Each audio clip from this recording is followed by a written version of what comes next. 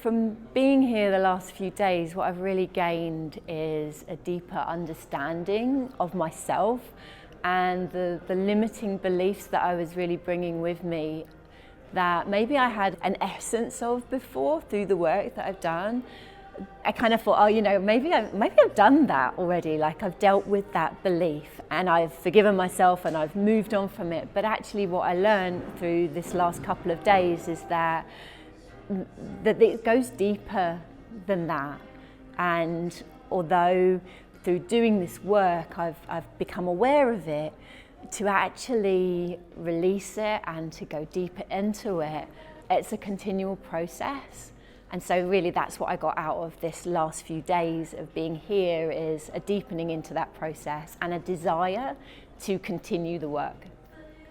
I've done the BCM process, so I spent a lot of time in this creating perspective that JP teaches, going through that work and understanding my judgments and going through the forgiveness process and liberating that in my own work at home. And what I brought to this event was maybe an understanding of some of that, and then I had the opportunity to go on stage and to work with Darren to really work at a deeper level, to co-create something here that I hadn't been able to really access on my own despite my efforts in doing the work. And so the judgment that I brought with me was a deep judgment that I create pain, I create suffering somehow in people.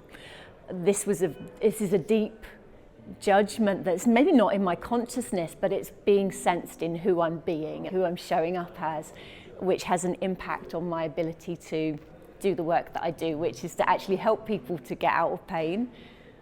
But because I'm being that on a subconscious level, that I create pain, there's been this blockage for me. And what I was able to do in this couple of days, and specifically in that process with Darren on stage, was to really feel into that and link that back to where it comes from.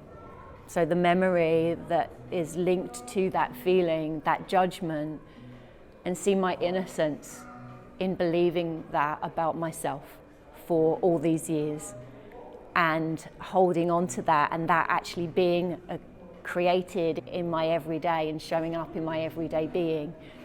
And I was able to liberate that and find a deeper truth. And that deeper truth was that I'm not the creator of pain and suffering, but that I am the antidote. Okay.